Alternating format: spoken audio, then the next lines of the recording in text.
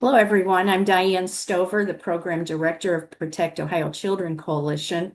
Today we have Hilary Jackson, who is the chair of the Moms for Liberty Cuyahoga County chapter, and we're so excited to have her. Hilary recently attended a meeting in Washington, D.C. at the Department of Education, and she has a lot of information that she can share with us today. So I'm going to turn this over to Hilary. Thank you for joining us, Hilary. Thank you so much for having me. Yeah, the briefing was kind of one of those pinch me moments. I couldn't believe that I was there. Um, and everything that they shared with me, they encouraged me to share with everybody. Because of course the media is not covering it. They're not talking about what's really going on and why the Department of Education needs to be dismantled. So for time's sake, I'm going to speak as quickly and clearly as I can because there is a lot of information that I learned. Um, the first being, the first thing that we covered was PPRA, which is the Protection of Pupil Rights Amendment. And basically, the reason why it was brought up is because we do have schools that were not complying with that act, whether it be a matter of parents wanting to have information about, their student gender, identity. The schools, for whatever reason, took it upon themselves to make the decision whether or not that family is a safe family for their, for those children, and they were violating that act. In addition to FERPA, the Department of Education released what they're calling Dear Colleague letters. Um, where they are reminding these schools, hey, if you continue to violate PPRA, if you continue to violate FERPA, you will lose your federal funding. Um, Now, of course, with that being said, some institutions did kick it back to the courts and like how they do everything, because unfortunately, some people have more difficulty reading than others, and they need a judge to kind of explain things to them. But I have pretty good faith that our Supreme Court system will obviously do the right thing and force these institutions who receive federal funding to follow these acts. Um, with with that being said, for a specific example of that is in Burlington County, Massachusetts, at Marshall Simmons Middle School, they issued a survey. So I'm sure nobody here is familiar with these surveys, right? Um, but basically, what happened is the these schools are issuing these surveys without informing the parents what was on them, consent, even like releasing the information of what these surveys came out to. The questions for this particular survey consisted of questions of like drug and alcohol abuse, sexual encounters, gender identity, and of course, it wasn't until a child came home a few days later and said, "Hey, mom, what does this mean?" And that's the only way that parents found out. And that's where, so it did go up the chain, and they're in hot water for that now. Um, but obviously these things are still happening besides these, even though these amendments and these acts are put in place, but the Department of Education for the first time is actually addressing it with these Dear Colleague letters and actually threatening the removal of federal funds. Um, so if this ever happens to you or to your child, um, they are suggesting not to report it to the Department of Education directly. They did give us a kind of a step one, step two, step three. Now, mind you, no, I am completely and so is the Department of Education, completely aware that if you report it to your local authorities and then your state authorities, that it can go there to die. If it goes there to die, that's where you get the Department of Education involved. So what they are asking us to do, um, for PPRA violations, and this is one of those CYA moments where you have to follow the chain of command in order for the big dogs to have a ground to stand on. They want you to follow it with the LEA. So that would be your local education agencies. So that would be your local school board. If that doesn't go anywhere, then your state education agency. So that would be your state board of education. And then, of course, if that doesn't go anywhere, that's when you would file it with the Department of Education. There is a form online to file those direct violations. So they make it very, very easy. Um, the next thing that we discussed was Title IX. So the Department of Education has recognized June as Title IX month, which I thought was pretty cool. But the reason that we brought up Title IX was because what we're seeing is we're seeing universities kind of starting to slowly follow in line, not necessarily publicly, but they are following in line. So that is hopeful. And it started with UPenn. So if you recall, UPenn is where the fencing incident took place, where there was a male fencer wanting to compete against a female, and the female fencer took a knee. She would not fight him.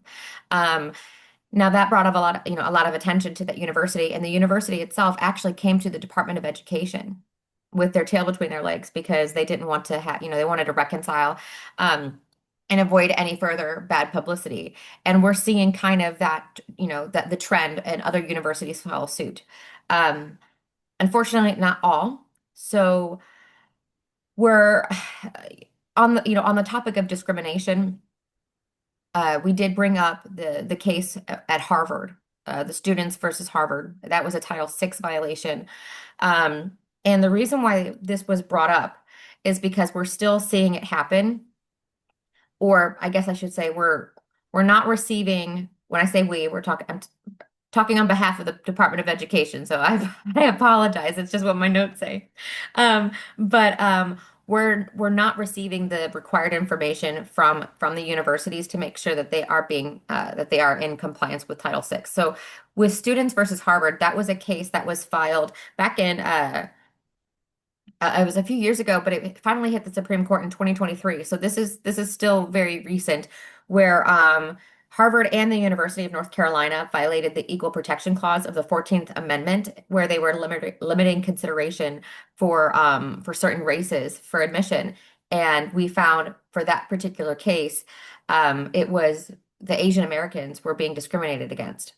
Well, since then, the Department of Education has requested the admissions report from these universities, making sure that they are not obviously continuing to do that. And the Department of Education has yet to receive that. So now they're having to go through the Department of Justice, and another dear colleague letter, hey, you will lose federal funding if you don't do this, but they're having to go to those lengths. And the only reason why you would have to go to those lengths is if they have something to hide. And that was a very popular and very common opinion that the Department of Education has. Why else would, institutions like Harvard not want to turn over their applications report? And when I say that, it's a demographic chart, right? Making sure that they're not, again, violating the 14th Amendment. Um, so with that being said, we are finally seeing the Department of Education, having holding these institutions accountable. Um, that hasn't Hilary, happened. could I just ask a quick question Of here? course, Did yeah. they talk at all about the K through 12 schools and the Title IX issues there? Yes. So with the Title IX issues, again, they were wanting us to make sure that we're following that chain of command, right? With the local, state, and then federal. They have developed what they're calling what was it, like a watch list, or a high risk is what they called it. It was high risk. So when schools have these violations, they are listing these schools as high risk. If they do not correct whatever has put them, which we're seeing our Title IX violations are the more popular ones. If they don't correct that, they will lose federal funding, whether that's from the Department of Education or whatever departments are going to be taking over the responsibilities. They will be losing federal funding. So right now in Virginia, there were 5 districts that are on the high risk. So So that's in where they started. Ohio, we have Protect Ohio Children has been receiving anonymous tips for several years now. And what we're urging people to do is that when they send the anonymous tips to us, that they take the next step to report those in that chain of command that you mentioned. So I Yes. just wanted to throw that in, and we need to really have eyes on the ground that we make sure that this is happening so that when we have high-risk schools, and I'm sure there's many in Ohio, those need to be escalated in Ohio as well. Yes, yes. And well, and it's nice because for the first time in a long time, they're actually doing something about it. They actually have something in place where they are listing these schools as high risk. So, it's comforting for parents to know that, when these things happen, they can obviously, put in the tip to protect Ohio children. But when they, it's kind of, sticking your neck out there a little bit when you report these things, but at least you know that it's going to lead to somewhere, whether that is, of course, the hope is that the schools knock it off, right? But Absolutely. if they don't, you at least know that you'll have the support of the Department of Education for the first time for parents. And that was, I mean, that is a win. So we have to absolutely, What we typically see in Ohio is that parents, citizens will go to school board meetings and they'll raise the issues about what they're seeing, and it falls into the black hole. There's no recourse for the parents really when these things happen, but now you're describing a real uh, procedure that parents can follow to make sure those get escalated so there's pressure put upon those school districts that are not following it.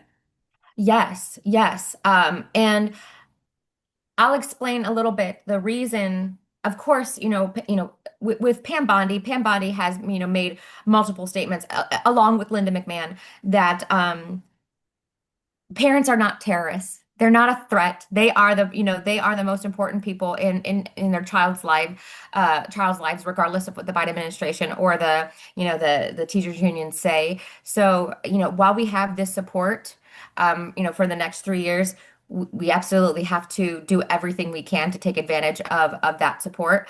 But Absolutely. in addition to that, the Department of Education and why it needs to be dismantled.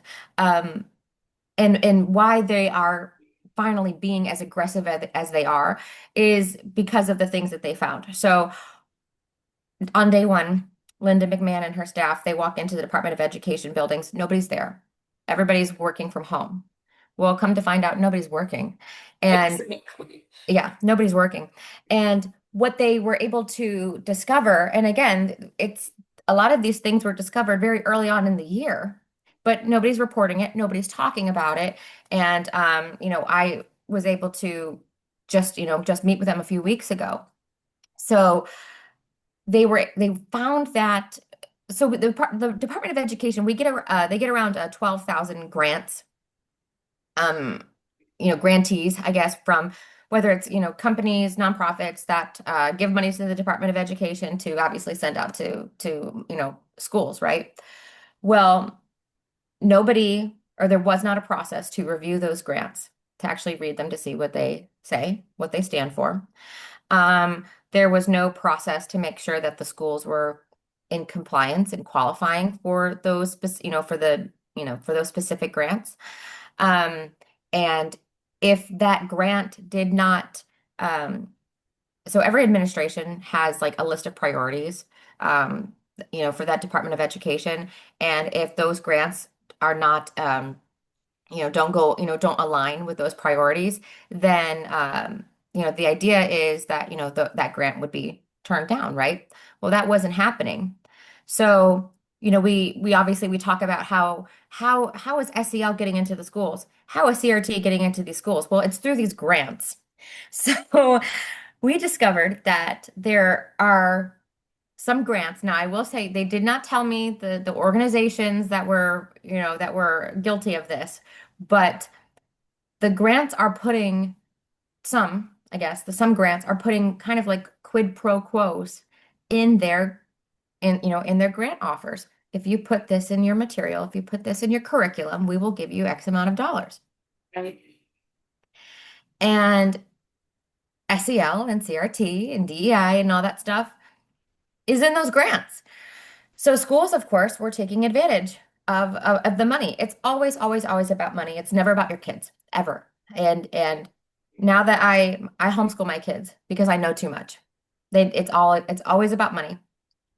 Um, they told us for one school in Chicago. Now, if you remember, recently we found out the Chicago 0% efficiency or proficiency in math, right? None of the eighth graders could pass math. So a school out of Chicago was recently found out to have accepted a grant for their amount of Native American students that they have in Chicago. Now, I don't know about you, but that's news to me that there's a big Native American presence in Chicago. But turns out there isn't. And Chicago was this school was saying or was counting their Middle Eastern students, and from India as Indians, Native American Indians. So they were marking those students as being Native American to receive these grants. But where did the money go to? Because it didn't go towards their math curriculum. It didn't go towards their math teachers or their math support. So obviously, if nobody is checking these things and nobody is auditing these things, then they don't need to be doing these things. So that's one of the many reasons why the Department of Education and how it was structured isn't working, and it has never worked. Because obviously these things have been going on for years and have just gotten worse and worse and worse because there has never been any accountability or repercussions for these things. So they did mention that the Department of Labor and Workforce are going to be taking over quite a few of these responsibilities, but the main goal is to return a lot of these responsibilities to the states. Um, the in the big beautiful bill, and this isn't being talked about not nearly enough, and I don't necessarily think that's a bad thing because I think if enough people are onto it, then they'll speak out against it. But in the big beautiful bill, there is a little bit of a tax reform there, and it is a tax cut for those who want to participate in federal funding going to private institutions. And it's kind of nice because it replaces the whole idea of vouchers, right? Because everybody seems to be convinced that the vouchers are taking money from the public schools, even though you don't you don't need money for students you don't have public schools, but that's me speaking a foreign language apparently. But this program would be a tax deduction if you donate to an SGO that would then in turn provide scholarships to students who want to go to private education, and you would be able to write it off, so it wouldn't actually cost you anything because you would get that money back in your income, right? So the thing that they're really not talking about is that your states have to opt in. This is not something that you get to do as an individual. The state has to choose whether or not to participate. And even yesterday, when we talked about it at the Center for Christian Virtue, that little bit was not mentioned. And it's important for people to know that we have got to opt in as a state to participate in that program.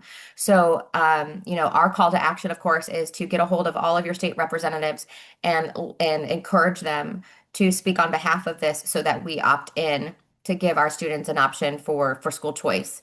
We're seeing school choice works. That's all there is to it. So we have to do our part.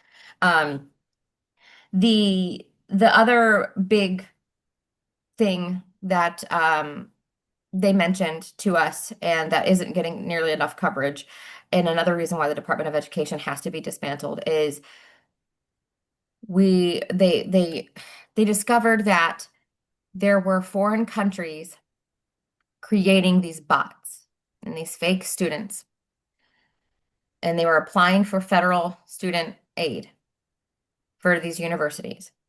And they were being granted, these fake people from God knows where were being granted federal student aid money. And the money was going to the universities, and the refund money was going to these accounts of these foreign fake people. So we have two issues there. We have an issue where somebody that is completely fake Social Security, somebody that, that's obviously was created by, they've confirmed, foreign countries. They were able to apply for a federal loan in our country. Huge ball being dropped. That is bad, bad, bad, bad, bad. Now, mind you, this was being taken place during the Biden administration.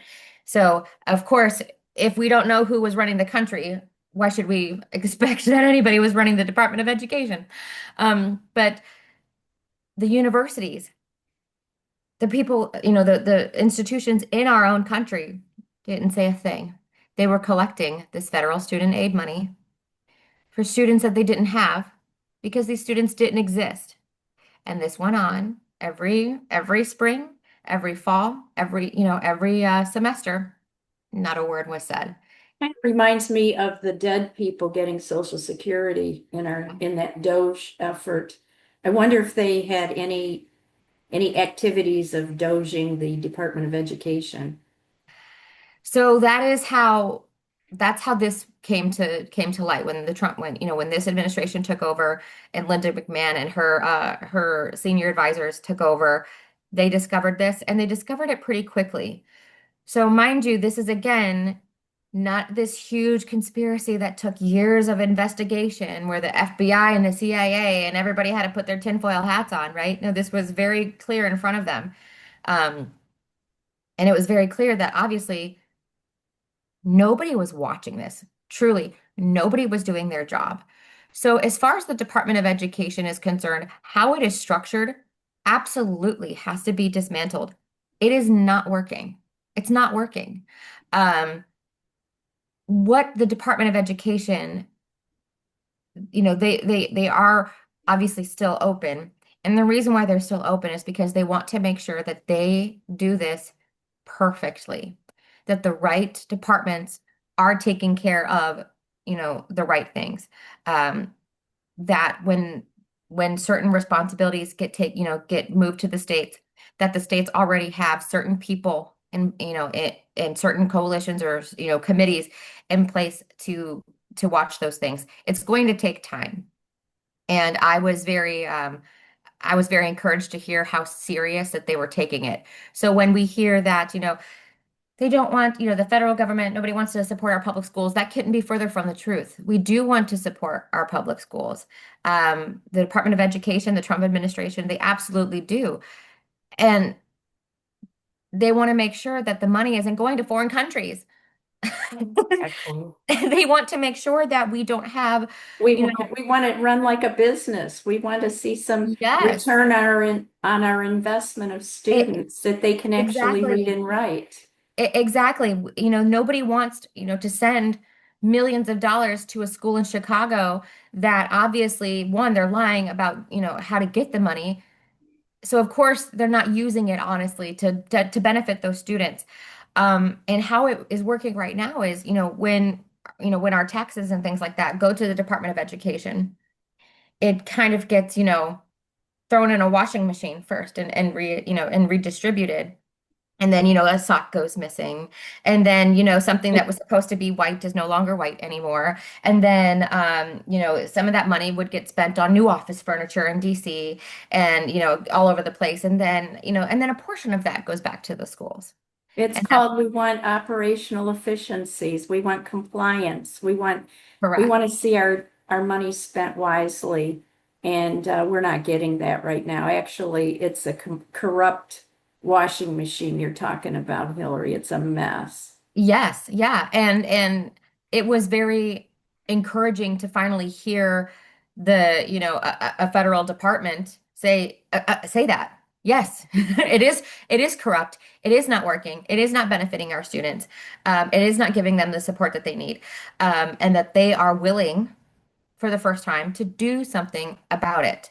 Um, and they are taking incredible care to do that. Um, that is, I mean, those are the biggest things. I mean, they did mention, of course, about, I mean, the corruption goes even further when it comes to like accreditation for universities and things like that. Um, it's very much in the weeds and it's very much like tinfoil hat stuff, but it's true. But the biggest thing that I left with, again, I left there feeling very, warm and fuzzy. And typically when I leave Washington, D.C., I don't have that warm and fuzzy feeling. Um, when I was there, weeks the week before this trip, I ended up actually falling. I tripped over air in the middle of the street when I was crossing the street. And Oh, no. Washington, D.C., it's a busy place. Not one person stopped. And of course, my phone went flying, my glasses went flying. Not one person stopped to help me up. So here I am trying to gather myself, my arms bleeding, my legs bleeding. I mean, I went down. Not one Oh, person stopped. no. But you want to know what did happen? As everybody's walking past me and I'm still trying to like get up and gather myself, the car start honking because their light turned green and they couldn't move because I was in the way. So that's Washington, D.C. for you. But this trip, I didn't leave with any bumps and bruises. It was very encouraging to hear that the faith department has a huge role in this transition. So we have an office of faith in the Department of Justice, in the Department of Education, but also it's kind of how the White House is kind of structured is that, there in the West Wing, there's certain departments and certain offices there, but obviously you can't fit them all there. So right next door is the Eisenhower building where all of the offices, all the rest of them are. And the Faith office has an office in the West Wing. So it kind of nobody get mad at me, but it goes based off of, importance to the president, right? Who gets an office in the West Wing and who has to, you know, be 200 yards that way, right? So the faith office having such a huge role in this administration and such a huge role in our students, in our Justice Department is no short of a miracle because this country needed that so badly. From the corruption that we saw finally really kind of like happening in front of our eyes with the Obama administration. And even the corruption that we saw with the Trump administration. Obviously, he went in there not knowing which, which monsters to tackle first because they were all coming at him. And then the Biden administration kind of really made it clear, you know, who had, who needed to be tackled first. And Trump put our kids first with this move with the Department of Education. It Um, does make us encouraged. yes, It yeah. definitely does. I had the opportunity with some other conservatives to be in the Oval Office back when George Bush was president, and I'll never forget those days. It's just you feel freedom when you have people of integrity in power, and I'm very thankful that you were able to have this opportunity that you had, Hillary. I think you've done a great job of summarizing all of the important information that you gathered at this incredible meeting Oh, good. in I'm at the glad because it's all Department of chicken scratch on Education. here. You could go on for more and more, and maybe we'll have you back again to do that. But at this point, I think we're going to end this discussion for today. And this is good information for people to get busy and active in their local school districts. Take advantage of the new organizational structures that are starting to develop in Washington to dismantle and send these important tasks that they do to other departments and make it more efficient for us. And we just thank you so much for this update today, Hillary, and we'll see you next time. Thank you. Awesome. Thank you.